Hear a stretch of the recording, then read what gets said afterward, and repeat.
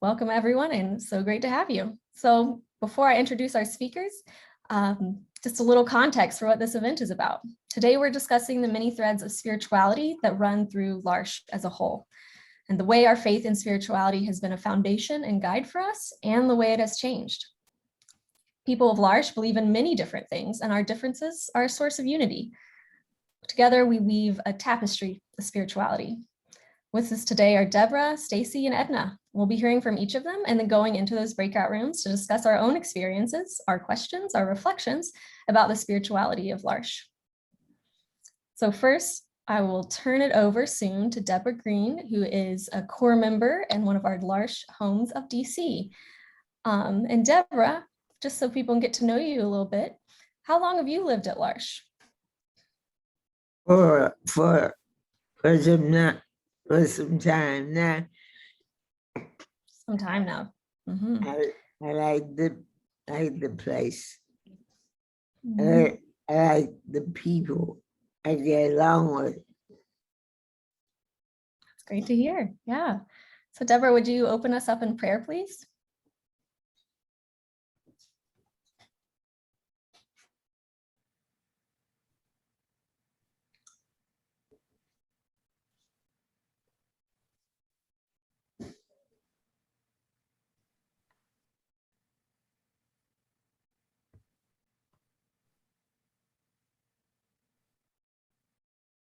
Would you like to say a prayer out loud for us, Deborah, or would you like me to?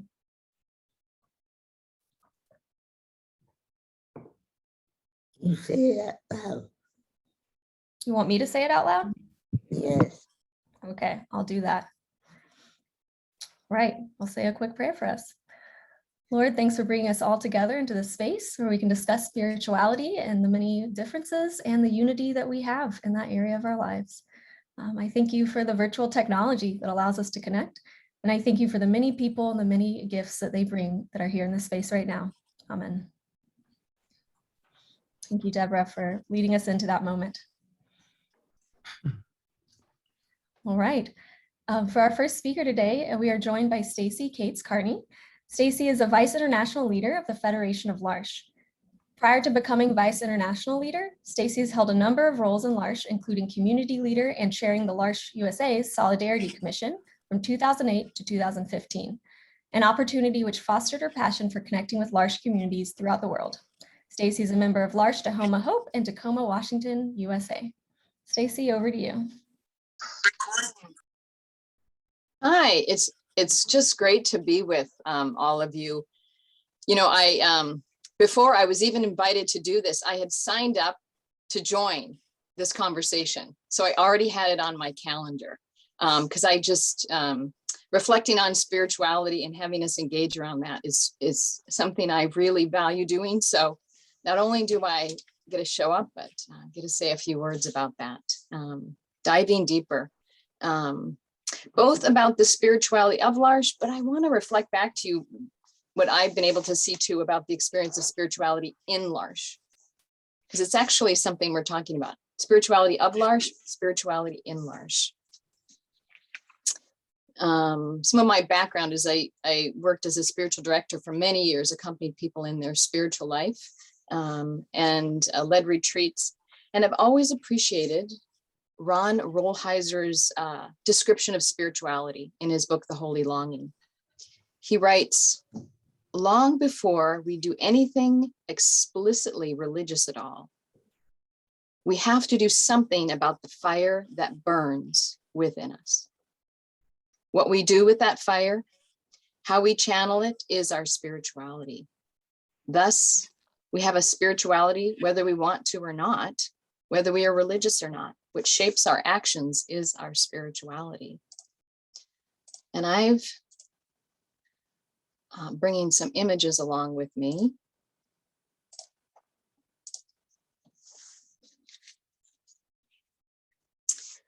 So the new draft of the L'Arche Charter is out. It got dropped in a lot of mailboxes, emails this week. And this draft charter is really coming from the listening that's happened across the Federation. Listening to all of you, listening to hundreds to thousands of members of L'Arche across the world. And it was distilled. We've tried to distill it down to say what are the most essential things we can say about L'Arche. And one of the first pieces that is said in the charter is it really names our founding experience and our guiding insight. And it says this: mutual relationships across difference transform us. These encounters lead us to more authenticity and freedom. Again, we're not making that up. We've been saying that in different ways for a long time, but we said, you know, this is what guides us. This is the fire that burns in L'Arche. This guides us. And it's out of this that we act. And our charter also says something specifically about spirituality. It says, for us in L'Arche, spirituality and meaning are fundamental to the fullness of life. L'Arche is rooted in the Christian gospel and continues to be shaped by people of different beliefs, practices, and religions. Our charter was distilled from many, many beads. These were ways we gave expression. I don't know if you remember, some of you participating in the process where you created these images. For some of them, they were little videos, but these beads. Well, this is one from Bouake. So it's the community in the Ivory Coast in the west of Africa. And it's one that another community discovered, and they added some of their words to it as well. And the community of Grenoble in L'Arche en France. And you can see there's a variety of words and images expressed there, representations of different faith traditions. This image is actually the welcome center for L'Arche in the Ivory Coast. This is the structure where they gather, where they celebrate, and where they pray together. And I have actually been there, and it's a really beautiful and welcoming space. When L'Arche Grenoble found this, and they added these, some more images to it, they said, we enjoyed looking at this bead that Bouake had created. We added our own words and signs of other religions. We cared about the people who wrote the bead and thank them for their beautiful idea. And we hope they're proud that we chose their bead. So it was one community in L'Arche being curious about another community in another part of the world and how we express what's of value and our spirituality differently. This is actually from L'Arche Portland in the US, talking about their spiritual roots, but also that the diversity of their members calls them to grow new wings. So the sense of how to be rooted and develop wings. And I think that's true in many places, and actually for all of us across L'Arche. How do we stay rooted in some key elements of what's been part of our history, but how do we grow wings and expand? This is an image from Kananoya. This is the community in Japan. We have one community in Japan. And for much of their history, they celebrated, like many communities across the world, the foot washing. And as they did more reflection in recent years, they were really encouraged to consider how the value, what's the inner spirit of that ritual of foot washing, and how could it be expressed in their own culture? Because the foot washing isn't something that was part of either their religious tradition or their tradition culturally. And in their reflection, they realized that the ceremony, the tea ceremony, was an authentic cultural tradition for them. And they transformed it in a way that it became a ritual, not only of service, but of mutuality, that brought their culture and the spiritual value around service together. And it really renewed the expression. So the foot washing in many places is an expression and a ritual in our spiritual life. And Ken and Noy had to find a way that they could authentically do that for themselves. I think we'd probably all agree that L'Arche, our spirituality, are rooted in our daily lives and experience. It's a lot about creating different kinds of spaces and finding ways we're together, we're present to each other. Our charter talks about how we choose to take time to share meals, listening to each other, being with each other. We make space for reflection and storytelling, faith practice, ritual, and prayer, and that we mark celebrations of life together. So some more beads. Here's another bead. The importance of being gathered around the table, which again is a daily life activity. But for many of us, we would probably also consider that a deeply spiritual and nourishing practice that nourishes our spirits as well as our bodies. And that's clearly represented in this bead. This is one of the beads. This is from L'Arche Tecklenburg in Germany. And they had written hope for a fulfilled life for every person, hope for the community, believing that after the storm, we experience sunshine and God's promise. So their sense of God, their sense of spirituality just really intertwined in their daily life. Here's another bead. This is actually the fabric there. The batik is made in the community in Kolkata in India. Growing our life in faith and prayer, forgiveness and reconciliation. So again, sometimes it's in actual different times of prayer and retreat that really nourish our spiritual life. This is from Vancouver, Canada. Intentional spirituality, joyfully embracing the beauty of our diverse spirituality and becoming stewards together of faith, hope, and love.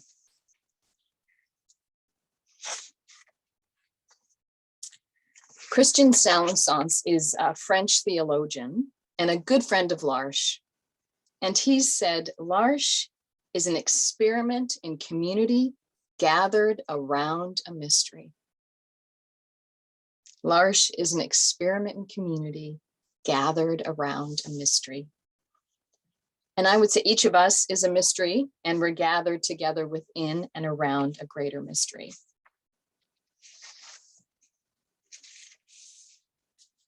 And we discover that again, and we honor that mystery in the celebration of each other and in life passages, in beginnings and endings.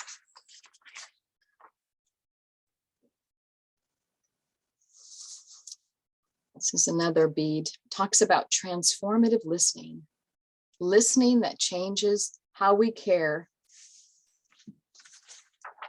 And I've always believed, and I feel like it's in every part of what I do within L'Arche and in my leadership, to keep talking about the importance of listening deeply to ourselves and to each other. This is where we connect into that mystery, into what's really holy in our lives. That to honor that and to listen to that within ourselves helps us connect and authentically do that in community. And I'll repeat something. I went back and looked at, what did I say in Belfast when I began this role and spoke to the Federation? And one of the things I reminded us was about listening to our lives. And I shared a quote from Frederick Buechner. Listen to your life.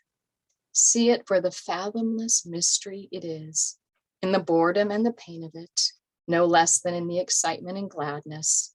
Touch, taste, smell your way to the holy and hidden heart of it, because in the last analysis, all moments are key moments, and life itself is grace. So this is where our spirituality begins, listening and trusting to the mystery in our lives. We believe in the mystery and the dignity of every person. And when you and I connect with our inner lives, we connect with each other in really real ways. What shapes our actions is our spirituality, what we deeply believe. Honoring the inner life of each, encouraging that flame that burns within. This is the one of the last pieces of the draft charter. Our mission is to engage in a diverse culture working together toward a more human society.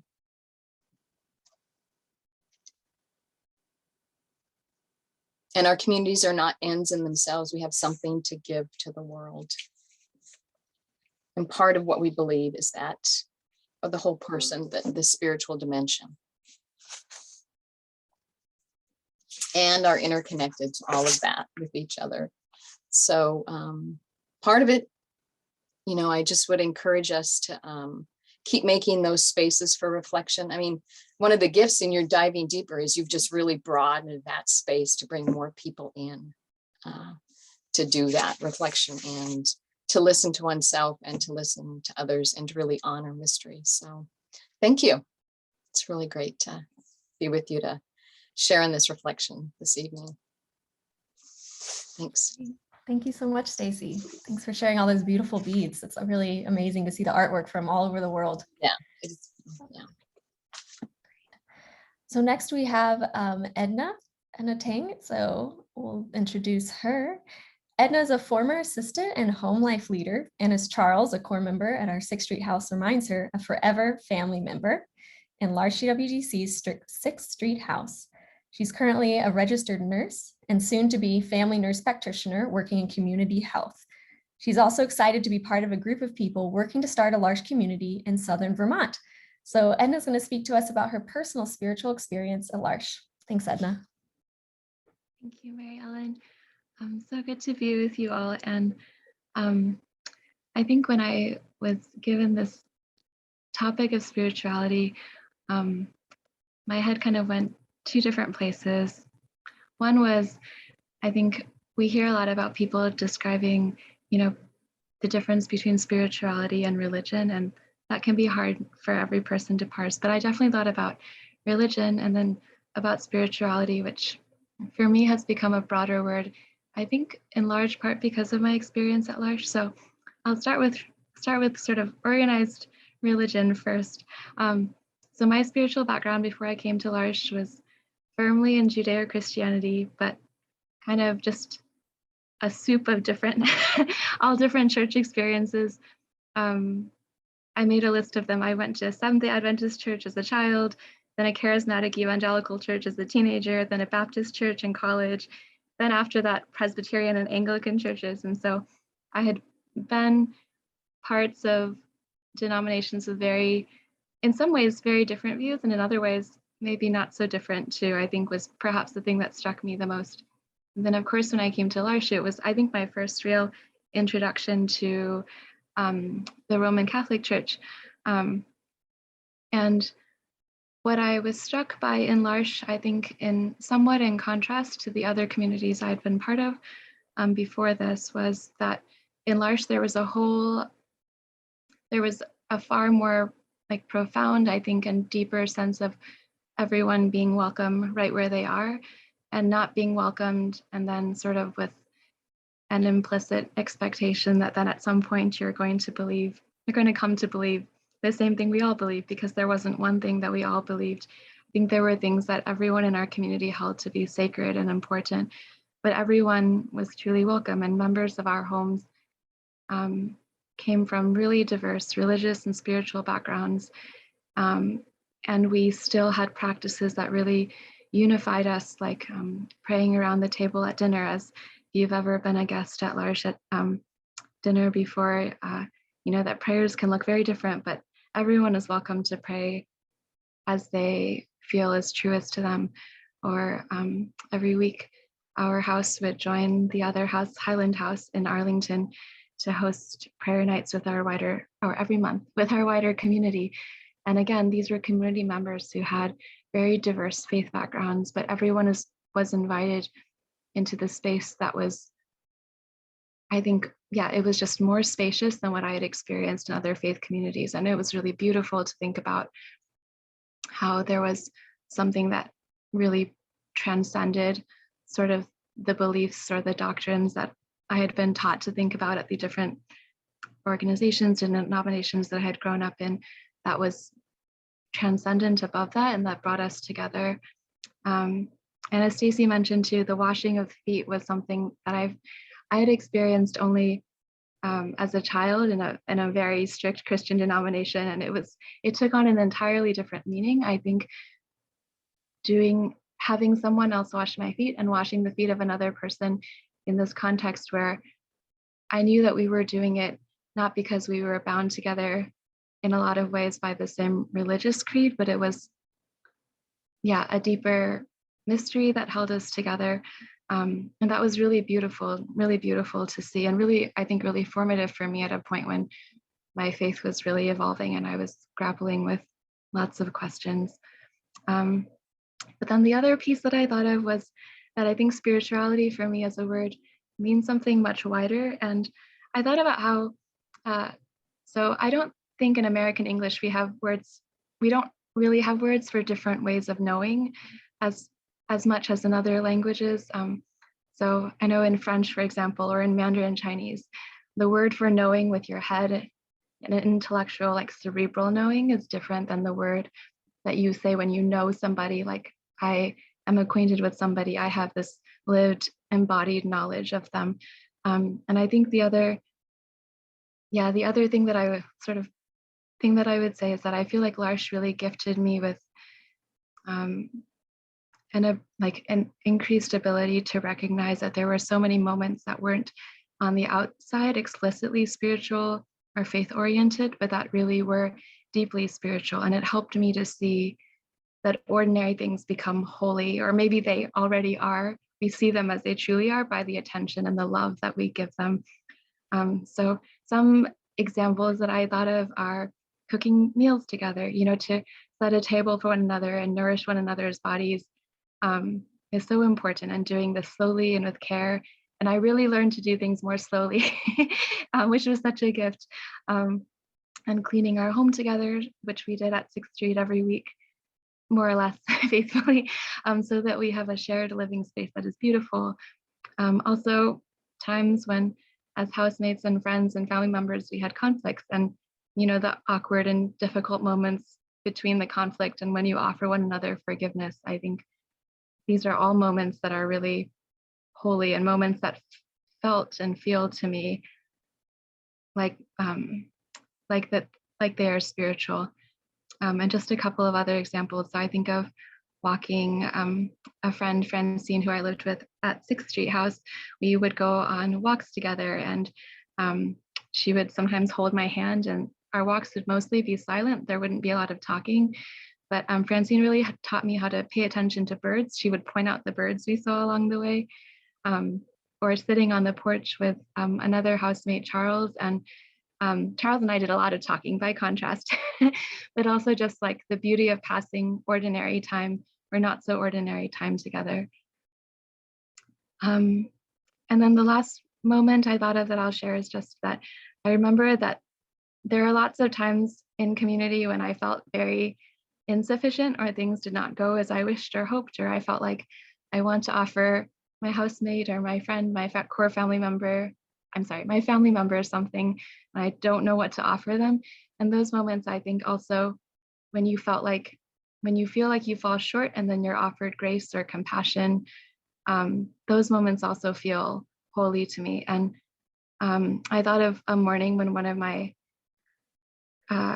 family members had suffered a personal loss, and we were sitting in the living room of 6th Street, or dining room of 6th Street that morning, and he was grieving and feeling really down and just sitting in this prolonged silence, and his eyes were closed, which is very unlike him. So I knew that he was struggling, and I felt really tired that morning. I think it was 6:30. And I also felt like I didn't know what to offer him or how to help. But we just went about our routine of, I helped him with putting cream on his feet and helping him get dressed and put on those darn stubborn compression socks, and then poured him a cup of coffee, and then we sat there together, and then he put his hand on mine, and we sat there just in quiet.